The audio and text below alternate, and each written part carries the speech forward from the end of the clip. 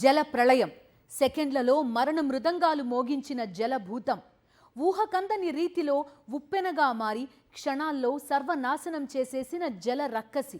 ఎలా పిలుచుకున్నా తక్కువ, ఎందుకంటే అది సృష్టించిన విధ్వంసం మాటలకు అందనిది. నేపాల్పై ప్రకృతి కన్నెర్రజేసింది. ఊళ్ళని మింగేసిన జల ప్రళయం మరణ మృదంగాలు మోగించింది. ప్రళయం అనే పదాన్ని నిర్వచిస్తూ ఆకస్మిక వరద దాడి చేసింది. ఏం జరుగుతుందో తెలుసుకునే లోపే మారణ హోమం జరిగిపోయింది. ఈ ప్రళయం వెనక ఉన్నది ప్రకృతి ప్రకోపమేనా, లేక మనిషి పాపమా? పర్యావరణంతో ఆడుకుంటున్న మనిషి తన మరణ శాసనం తానే రాసుకుంటున్నాడా? మహావృక్షాలను, భారీ భవనాలను, వంతెనలను తనలో కలిపేసుకుంటూ నేపాల్ వరదలు సృష్టించిన మారణ హోమం ప్రపంచానికి చేస్తోన్న హెచ్చరిక ఏంటి? దీనిపైనే ఇవాల్టి మ్యాగజైన్ స్టోరీ. ప్రకృతి ప్రకోపిస్తే అడ్డుకోవడం మనిషికి సాధ్యమేనా? అడ్డుకోవడం సంగతి దేవుడెరుగు. అసలు ప్రకృతి ఆగ్రహించిందని గ్రహించే లోపే జరగాల్సిన నష్టం జరిగిపోతుంది. వందలు వేల ప్రాణాలు బలైపోతాయి. ప్రకృతి కన్నెర్ర చేస్తే సంభవించే విలయాన్ని అంచనా వేయడం కూడా అసాధ్యమే. అయితే వరదల నుంచి సునామీ దాకా విలయ తాండవం చేసే ముందు జాగ్రత్త పడడానికి ఎంతో కొంత సమయం ఉంటుంది. అది కొన్ని గంటలు కావచ్చు, లేదా కొన్ని నిమిషాలు కావచ్చు. కానీ ఆకస్మిక వరదల విషయంలో మాత్రం అలా కాదు. కన్ను మూసి తెరిచే లోపే అంతా అయిపోతుంది. సెకండ్ల వ్యవధిలోనే చుట్టుముట్టేసే జల ప్రళయం నిమిషాల వ్యవధిలోనే ఊళ్ళని ఈడ్చిపారేస్తుంది. నేపాల్లో ఇప్పుడు ఇదే జరిగింది. నేపాల్పై ప్రకృతి మరోసారి కన్నెర్ర చేసింది. వేల ప్రాణాలు మింగేస్తూ విరుచుకుపడిన జల ప్రళయం మారణ హోమం సృష్టించింది. హిమాలయాల్లో మోగిన మరణ మృదంగాలు వేల ప్రాణాలను బలి తీసుకున్నాయి. నిమిషాల వ్యవధిలో ఊళ్ళని శ్మశానాలుగా మార్చేశాయి. ప్రకృతి ప్రకోపం ఎంత భయంకరంగా ఉంటుందో చూపించాయి నేపాల్ భీకర వరదలు. వందల మంది ప్రాణాలు కోల్పోయారు, వేల మంది గల్లంతయ్యారు. ప్రకృతి ప్రకోపానికి మనిషి నిలువెల్లా వణికిపోయిన క్షణమిది. నేపాల్ను వణికించిన మహాజల ప్రళయంలో మృతుల సంఖ్య భారీగా పెరుగుతోంది. గంటలు గడిచే కొద్దీ వందల్లో మృతదేహాలు వెలుగు చూస్తున్నాయి.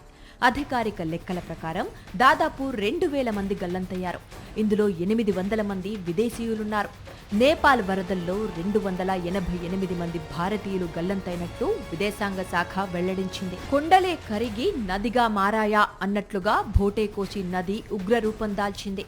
రసువా, ధాడింగ్ జిల్లాల్లో హిమానీ నదాం విరుచుకుపడటంతో వచ్చిన ఆకస్మిక వరదలు నిమిషాల వ్యవధిలోనే ఎత్తైన భవనాలను సైతం పేక మేడల్లా కూల్చివేశాయి. పక్కనే ఉన్న జల విద్యుత్ ప్రాజెక్టులు, పక్కా వంతెనలు నీటి ప్రవాహ ధాటికి కాగితాల్లా కొట్టుకుపోయాయి. ప్రకృతి చూపిన ఈ రౌద్ర రూపానికి ఊళ్లే మ్యాప్లో లేకుండా తుడిచిపెట్టుకుపోయాయి. నేపాల్, చైనా, టిబెట్ సరిహద్దుల్లో ప్రకృతి సృష్టించిన బీభత్సమిది. భారీగా విరిగిపడిన మంచు, రాళ్లతో కూడిన కొండ చర్యలు నదిలోకి దూసుకెళ్లటంతో ఒక్కసారిగా వరద ఉధృతి పెరిగింది. నదీ ప్రవాహం బురద, రాళ్లు, మట్టితో కలిసి కిందికి దూసుకెళ్లింది. దీంతో పట్టణాలు, లోయలు, కీలక మౌలిక వసతులు వరద ప్రవాహంలో కొట్టుకుపోయాయి. ఈ విపత్తులో మృతుల సంఖ్య వేలల్లోనే ఉండొచ్చని స్థానికులు చెబుతున్నారు. నేపాల్లోని లాంగ్ టాంగ్ లిరింగ్ పర్వతం ఉత్తర వాలుపై భారీ మంచు, రాతి అవలాంచ్ ఏర్పడి టిబెట్ వైపు ప్రవహించే లెండే ఖోలా నదిలో పడటం ఈ విపత్తుకు ప్రారంభ కారణమై ఉండొచ్చని శాస్త్రవేత్తలు అంచనా వేస్తున్నారు. ఆ మంచు, రాళ్ల భారీ ప్రవాహం నదిలోకి చేరటంతో వరద ఉధృతి అనూహ్యంగా పెరిగింది. ఒక్క సంఘటనతో ఆగకుండా ఒకదాని తర్వాత ఒకటి ప్రమాదాలు సంభవించాయి. ఈ మల్టీ స్టేజ్ హజార్డ్ చైన్ ప్రభావం సరిహద్దులు దాటి విస్తరించింది. ఈ విపత్తు ప్రభావంతో కనీసం 6 భారీ జల విద్యుత్ ప్రాజెక్టులు దెబ్బతిన్నాయి. టిబెట్లోని గిరాంగ్ పోర్ట్ ట్రేడ్ హబ్ వద్ద కీలక మౌలిక వసతులు తీవ్రంగా దెబ్బతిన్నాయి. అంతేకాదు వరద ప్రవాహం 100 కిలోమీటర్లకు పైగా దిగువకు నదీ మార్గాన్ని మార్చేసింది.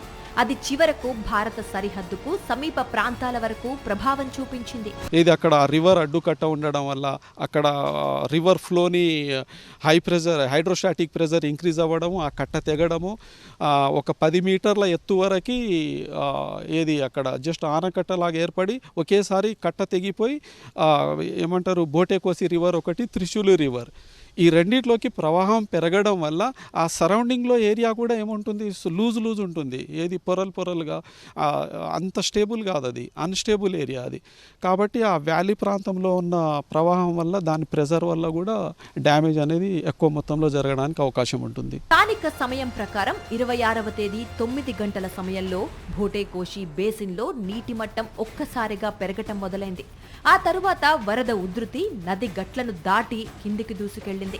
భోటేకోషి నుంచి ఈ వరద ప్రవాహం త్రిశూలి నదిలో కలిసింది. దీంతో నువాకోట్, ధాదింగ్ జిల్లాల వైపు ఉన్న ప్రాంతాలు కూడా తీవ్ర ముప్పును ఎదుర్కొన్నాయి. కొండపై ఒంటరిగా ఉన్న ఓ ప్రాంతంలో మొదలైన ఘటన నదీ ప్రవాహం వెంట వందల కిలోమీటర్ల దూరంలో విధ్వంసం సృష్టించిందన్నమాట. అయితే ఇదే ఘటనలో మరో ప్రమాదకర కోణాన్ని కూడా శాస్త్రవేత్తలు పరిశీలిస్తున్నారు. అవలాంచ్లో కొట్టుకొచ్చిన మంచు, రాళ్ల దిబ్బ నదిలోని ఓ ఇరుకైన ప్రాంతాన్ని తాత్కాలికంగా మూసేసి ఉండొచ్చని అనుమానం. అలా జరిగితే ఆ అడ్డంకి వెనుక నీరు వేగంగా పేరుకుపోతుంది. దాన్ని ల్యాండ్ స్లైడ్ డ్యామ్ అంటారు. ఈ తాత్కాలిక అడ్డంకి ఎప్పుడైనా తెగిపోతే వెనుక పేరుకుపోయిన నీరంతా ఒక్కసారిగా కిందికి దూసుకొచ్చి మరో భారీ వరదను సృష్టించే ప్రమాదముంటుంది. ఇప్పటికే నేపాల్, చైనా సరిహద్దుకు సమీపంలోని ఎగువ ప్రాంతంలో ఇలాంటి అడ్డంకి ఏదైనా మిగిలి ఉందా అన్న దానిపై అధికారులు దృష్టి పెట్టారు. రెండోసారి వరద ముప్పు తలెత్తవచ్చన్న భయంతో జిలాంగ్ పోర్టు పరిసర ప్రాంతాల్లో ప్రజలను ఖాళీ చేయించే ఆదేశాలు కూడా జారీ అయినట్లు సమాచారం.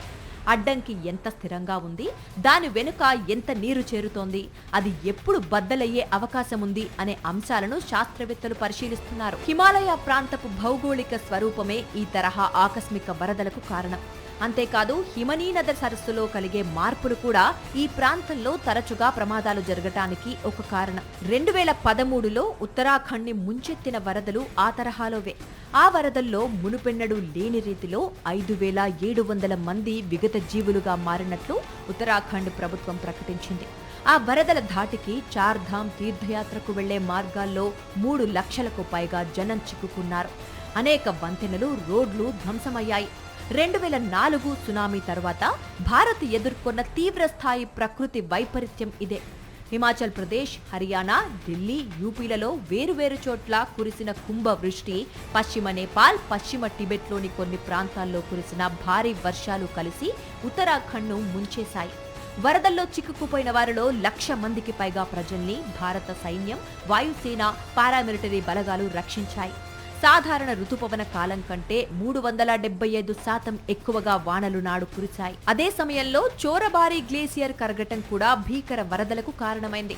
భారీ వర్షాలు పడతాయన్న వాతావరణ శాఖ హెచ్చరికకు తగినంత ప్రచారం కల్పించకపోవడంతో ఆస్తి, ప్రాణ నష్టం బాగా పెరిగింది. నేపాల్, చైనాల మధ్య ఉత్తర సరిహద్దుకు ఇరువైపులా ఎత్తైన హిమాలయ పర్వత శ్రేణులు ఉన్నాయి. ఈ సరిహద్దుకు అవతలి వైపున టిబెట్ పీఠభూమి ఉంది. హిమాలయ ప్రాంతంలోని హిమనీ నదాలు, వాటి నుంచి ఏర్పడ్డ సరస్సులు, పరివాహక ప్రాంతాలు కలిసి ఈ ప్రకృతి వైపరీత్యాలను మరింత క్లిష్టతరం చేస్తున్నాయి. ముఖ్యంగా వర్షాకాలంలో భారీ వర్షపాతం, గ్లేసియర్స్లో మార్పులు, మంచు చర్యలు తక్కువ సమయంలోనే పెద్ద మొత్తంలో నీటిని, రాళ్లను, మట్టిని దిగువ తీర ప్రాంతాలకు రవాణా చేరుస్తాయి. ఆకస్మిక వరదలకు కారణమవుతాయి. నేపాల్ వైపున ఉన్న వాలుగా ఉండే భూభాగంలో నివాసాలు, రహదారులు, వంతెనలు, జల విద్యుత్ ప్రాజెక్టులు, ఇతర మౌలిక సదుపాయాలు ఉన్నాయి. టిబెట్లో హిమపాతాలు జరిగినా, హిమనీనద సరస్సులు పొంగి పొర్లినా నేపాల్ వైపున ఉన్న దిగువ తీర ప్రాంతాల్లో భారీ వరదలు, ఆకస్మిక వరదలు ముంచెత్తుతాయి. అయితే ఈసారి మాత్రం ఊహించనంత వేగంగా, తీవ్రంగా మెరుపు వరదలు మారణ హోమం సృష్టించాయి. ప్రకృతి సృష్టిస్తున్న ఈ ప్రళయాలు మానవాళికి చేస్తున్న హెచ్చరికలేనా? మేల్కొనకపోతే సమస్త జీవకోటికి ప్రమాదం తప్పదా? మనం కష్టపడేది ఎవరి కోసం? మనం సంపాదించేది, దాచిపెట్టేది, ఎవరి స్థాయిల్లో వాళ్ళు ఆస్తులను కూడబెట్టేది ఎవరి కోసం? వారసుల కోసం. మన పిల్లలు మనకన్నా ఉన్నతంగా జీవించాలని. కానీ మనందరి నిర్లక్ష్యం, తప్పిదాలు భావి తరాలను ప్రమాదంలోకి నెట్టేస్తున్నాయి. గ్లోబల్ వార్మింగ్ని మనం ఎంత లైట్గా తీసుకుంటున్నామో మన వారసులను అంతగా డేంజర్ జోన్లోకి నెట్టేస్తున్నాం. పౌరుల స్థాయిలో పౌరులు, దేశాల స్థాయిలో దేశాలు ఎక్కడికక్కడ అభివృద్ధి పేరుతో పెడుతోన్న పరుగులు భూతాపాన్ని పెంచేస్తున్నాయి. మరోవైపు విధ్వంసకర అభివృద్ధి నమూనా కూడా పర్యావరణాన్ని తీవ్రంగా నష్టపరుస్తోంది. ఇప్పుడు మనం ప్రళయానికి అంచున ఉన్నాం. మేల్కొనకపోతే మహా ముప్పు తప్పదు. నేపాల్ భీకర వరదలకు మొదట భూకంపం కారణం అయి ఉండవచ్చునని అంతా భావించారు. భూకంపం వల్ల కొండచర్యలు విరిగిపడి తర్వాత వరద వచ్చిందని చాలా మంది అనుకున్నారు. కానీ ఈ ఘోర విపత్తు భూకంపం వల్ల కాదని అమెరికా జియోలాజికల్ సర్వే స్పష్టం చేసింది. ఇది గ్లేసియర్ వల్ల లేదా అందులో కొంత భాగం విరిగిపట్టం వల్ల జరిగిందని స్పష్టం చేసింది. లోయ అడుగు భాగాన్ని కూలిపోయిన గ్లేసియర్ బలంగా ఢీకొట్టడంతో 5.2 తీవ్రతతో భూకంపం తరహా ప్రకంపనలు ఏర్పడ్డాయని అమెరికా జియోలాజికల్ సర్వే తెలిపింది. పెద్ద మొత్తంలో మంచు, రాళ్ల ముక్కలు లేండేకోలా నదిలో చేరాయి. ఈ నది బోటేకోసి నదికి ఉపనది. దాంతో నీరు, మట్టి, పెద్ద రాళ్లు ఒక్కసారిగా వేగంగా కిందకు ప్రవహించాయి. దిగువ ప్రాంతాల్లోని నదుల్లో నీటి మట్టం కేవలం 30 నిమిషాల్లోనే 9 మీటర్ల వరకు పెరిగిందంటే దాని తీవ్రత ఎంత భయంకరంగా ఉందో అర్థం చేసుకోవచ్చు. నీటి స్థాయిని కొలిచే కొన్ని కేంద్రాలు దెబ్బతిన్నాయి. ఉష్ణోగ్రతలు పెరగడం, వాతావరణ మార్పుల కారణంగా హిమాలయాల్లో మంచుతో పాటు పెర్మాఫ్రాస్ట్ అంటే గడ్డకట్టిన నేల కూడా కరుగుతాయని కొన్నేళ్లుగా శాస్త్రవేత్తలు హెచ్చరిస్తూనే ఉన్నారు.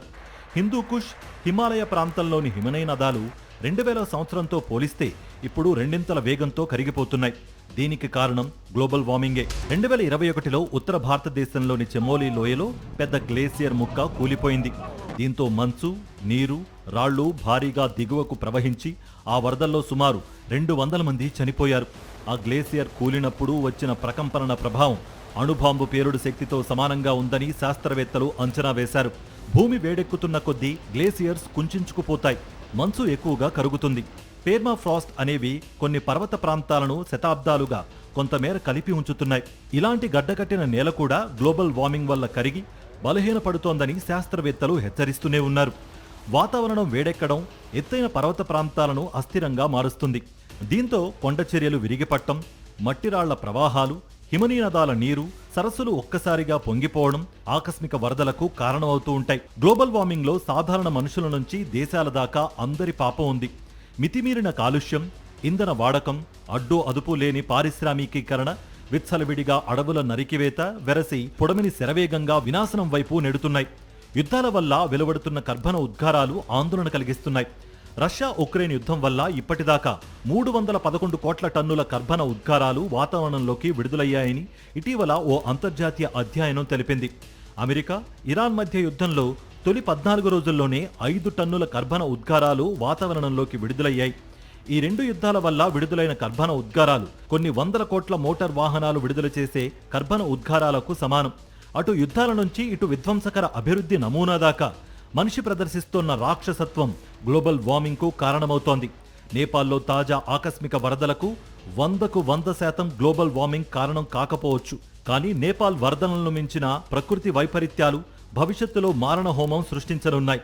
అందుకు కారణం మనం పెంచుతోన్న గ్లోబల్ వార్మింగే. ప్రకృతి సోయగాలతో పర్యాటకులతో కళకళలాడిన ఊళ్ళు నిమిషాల్లోనే వరదలో మునిగిపోయాయి, బురదలో కూరుకుపోయాయి. చెట్ల కొమ్మలకు వేలాడే మృతదేహాలు, రాళ్ల సందుల్లో చిక్కుకుపోయిన శవాలు, తమ వారి ఆచూకీ కోసం మృతదేహాల మధ్య వెతుక్కుంటోన్న బంధువులు, తీవ్ర గాయాలతో స్థానిక ఆస్పత్రుల్లో చేరిన 100ల మంది క్షతగాత్రులు. ప్రకృతి ప్రకోపానికి నేపాల్ కన్నీటి సంద్రమైంది. నేపాల్ విలయంతో చైనా తలపెట్టిన మెడాగ్ మెగా డ్యాం కేంద్రంగా తీవ్ర ఆందోళన వ్యక్తమవుతోంది.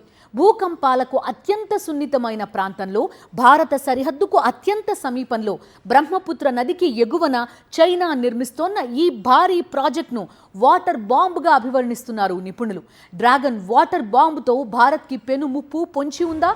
భూమిపై ఉష్ణోగ్రతల నియంత్రణ, మంచినీటి లభ్యత, జీవం మనుగడలో మంచుఖండాలు కీలక పాత్ర పోషిస్తున్నాయి. ప్రస్తుతం ఇవి వేగంగా క్షీణిస్తున్నాయని నివేదికలు స్పష్టం చేస్తున్నాయి. అందుకు కారణం మనిషి సృష్టిస్తోన్న కాలుష్యమే.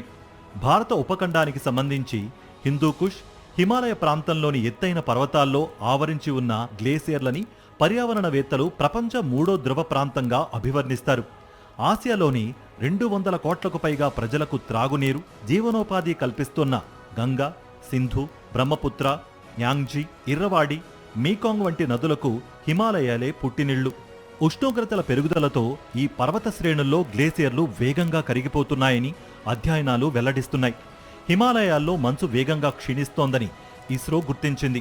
ఈ కరిగిన నీరు దిగువన సరస్సుల్లో కలవడం వల్ల వాటి పరిమాణం పెరుగుతోంది. ఈ పరిమాణం జీవావరణంపై తీవ్ర ప్రభావం చూపుతుందని అక్కడి ప్రజలను వరద రూపంలో నిత్యం ప్రమాదం వెంటాడుతుందని పర్యావరణవేత్తలు ఆందోళన వ్యక్తం చేస్తున్నారు. పర్వత శ్రేణుల మధ్యన ఉన్న సరస్సులు, చెరువులు మంచినీటితో నిండి ఒక్కసారిగా ఉప్పొంగడం వల్ల ఉత్తరాఖండ్ రాష్ట్రంలో అనేక విపత్తులు సంభవించాయి. ఇప్పుడు నేపాల్లో విలయం సృష్టించిన ఆకస్మిక వరదలకు కూడా అదే కారణం. హిమాలయాలు ప్రపంచంలోనే అత్యంత చురుకైన భూకంప ప్రాంతాల్లో ఒకటి.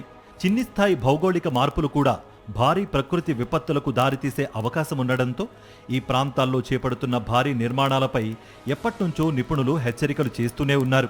ఇలాంటి భూకంప జోన్లో ప్రపంచంలోనే అతిపెద్ద జల విద్యుత్ ప్రాజెక్టును నిర్మిస్తోన్న చైనాపై ఇప్పుడు తీవ్ర విమర్శలు వినిపిస్తున్నాయి. టిబెట్లోని యార్లాంగ్ సాంగ్పో నదిపై చైనా మెజాగ్ జల విద్యుత్ ప్రాజెక్టును నిర్మిస్తోంది. ఇదే నది భారత్లో అరుణాచల్ ప్రదేశ్లోకి ప్రవేశించిన తర్వాత సియాంగ్గా, ఆ తర్వాత అస్సాంలో బ్రహ్మపుత్రగా మారుతుంది. చైనా నిర్మిస్తున్న ఈ డ్యాం సామర్థ్యం 60,000 మెగావాట్లు. దాదాపు $167 బిలియన్ వ్యయంతో నిర్మిస్తున్న ఈ ప్రాజెక్ట్ పూర్తయితే ప్రస్తుతం ప్రపంచంలోనే అతిపెద్దదైన చైనా 3 గార్జెస్ డ్యాంను కూడా అధిగమిస్తుంది. ఆ ప్రాజెక్టుతో పోలిస్తే దాదాపు 3 రెట్లు విద్యుత్ ఉత్పత్తి చేసే సామర్థ్యం ఉంటుందని సిడ్నీకి చెందిన లోవి ఇన్స్టిట్యూట్ అంచనా వేసింది. చైనా దీన్ని 2033 నాటికి అందుబాటులోకి తీసుకురావాలని లక్ష్యంగా పెట్టుకుంది. అయితే డ్యాం పరిమాణం మాత్రమే కాదు, అది నిర్మిస్తున్న ప్రాంతమే అసలు ఆందోళన. యార్లాంగ్ సాంగ్పో నది టిబెట్లోని నాన్చా బార్వా పర్వతం చుట్టూ భారీ యూటర్న్ తీసుకుంటుంది. అక్కడ నది లోతైన లోయలోకి ఒక్కసారిగా దిగుతుంది. ఈ భౌగోళిక నిర్మాణం భారీ జల విద్యుత్ ఉత్పత్తికి అనుకూలంగా ఉండడంతో చైనా ఈ ప్రాంతంలో 5 వరుస జల విద్యుత్ ప్రాజెక్టులు అభివృద్ధి చేయాలని చూస్తోంది. భూకంపాలకు అత్యంత సున్నితమైన ప్రాంతంలోనే అపారమైన నీటిని నిల్వ చేసే భారీ డ్యాం నిర్మాణం జరుగుతోంది. ఎగువన ఉన్న నదీ ప్రవాహంపై చైనాకు నియంత్రణ ఉండడంతో భవిష్యత్తులో నీటి విడుదల పరిమాణం, సమయాల్లో మార్పులు జరిగితే దిగువన ఉన్న భారత ప్రాంతాలపై ప్రభావం పడే అవకాశం ఉందనేది ప్రధాన ఆందోళన. ముఖ్యంగా భారీ వర్షాల సమయంలో రిజర్వాయర్ నుంచి ఒక్కసారిగా పెద్ద మొత్తంలో నీటిని విడుదల చేస్తే అరుణాచల్ ప్రదేశ్, అస్సాంలో వరద ముప్పు పెరిగే ఛాన్స్ ఉంది. డ్రాగన్ కంట్రీ రెడీ చేస్తున్న వాటర్ బాంబ్ ముప్పును ఎదుర్కోవడంపై భారత ప్రభుత్వం సీరియస్గా దృష్టి పెట్టింది. నేపాల్లో మారణ హోమం సృష్టించిన భీకర వరదలు పర్యావరణానికి మనిషి హాని చేస్తే అది ప్రళయం రూపంలోనే సమాధానం చెబుతుందన్న భయంకర సత్యాన్ని మృత్యుఘోషతో చాటాయి.